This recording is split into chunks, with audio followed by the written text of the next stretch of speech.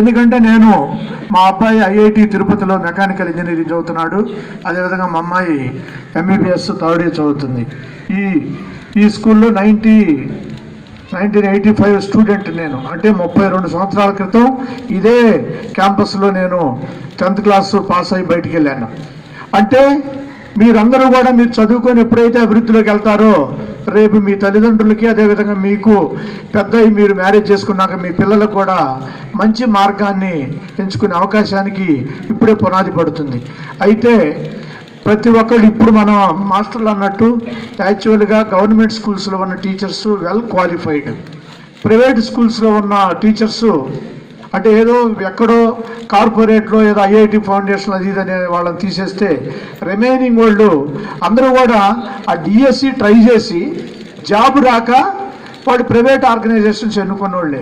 అంటే దీన్ని బట్టి ఏంటంటే గవర్నమెంట్ స్కూల్స్లో ఉన్న టీచర్స్ బాగా ఎఫిషియెంట్, కాకపోతే ఆ శక్తి సామర్థ్యాలను స్టూడెంట్స్ ఉపయోగించుకోవాలి. అదేవిధంగా ఉపాధ్యాయులు కూడా ఒక ప్రేమతోటి పాఠాలు చెప్పాలనేది నేను అటువంటి సూచనగా తెలియజేస్తున్నా. కాబట్టి మీరందరూ కూడా ఇప్పుడు మనం ఇక్కడ ఉందంతా కూడా మన స్కూల్లో చదువుతున్న పిల్లలు. ఇప్పుడు మనం చెప్పే ఉపయోగం లేదు గవర్నమెంట్ స్కూల్స్ యొక్క ఉపయోగం అనేది.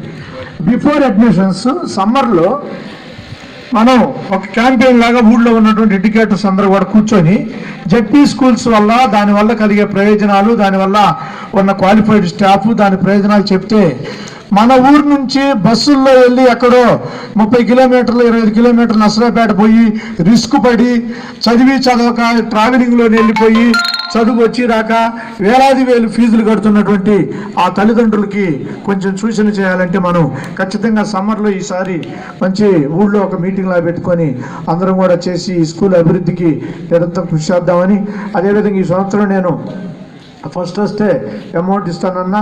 నేను ఈ సంవత్సరమే కాదు, ఈ ఊరి పూర్వ విద్యార్థిగా ప్రతి సంవత్సరం కూడా మీలో ఎవరు ఫస్ట్ వచ్చినా, ఎవరు త్రిపుల్ సీట్లు వచ్చినా, మీకే సహాయం కావాలన్నా మీరు వస్తే ఈ స్కూల్ తరపున ఎవరు వచ్చినా కూడా వాళ్ళకి నా వంతు సహాయం చేస్తానని, అదేవిధంగా ఏదన్నా ఇందాక బిల్డింగులు ఏదో 3 రూములు అన్నారు, అలాంటివి కూడా ఏదన్నా ఉంటే ఖచ్చితంగా స్పీకర్ గారితో మాట్లాడి మీకు అన్ని ఏర్పాట్లు చేసే విధంగా రామారావు గారితో మాట్లాడి, ఎవరు కూడా మనం అడిగితే కాదని లేదు ఇవాళ.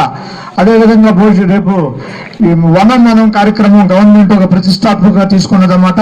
చెట్లు లేకపోతే భవిష్యత్తు లేదని, కాబట్టి స్కూల్లో కూడా ఇంకా కొన్ని చెట్లు పెంచి ఇంకా ఇప్పటికే బాగా చాలా అద్భుతంగా ఉంది, ఇంకా కూడా బాగా డెవలప్ చేస్తారని, అదేవిధంగా ఈ ఫలితాలు సాధించినటువంటి విద్యార్థులకు, అదేవిధంగా కారకులైనటువంటి అధ్యాపకులకు, అదేవిధంగా మన హెచ్ఎంస్ కట్టా కోటేశ్వరరావు గారికి, అదే అంతకుముందు రామారావు గారి వాళ్ళ యొక్క కృషి వల్ల ఈ ఫలితాలు సాధించినందుకు అందరికీ నా యొక్క కృతజ్ఞత తెలియజేస్తూ విద్యార్థులు బాగా అభివృద్ధిలోకి రావాలని, ఆ భగవంతుని ఆశీస్సులు లభించాలని కోరుకుంటూ సెలవు తీసుకుంటున్నాను.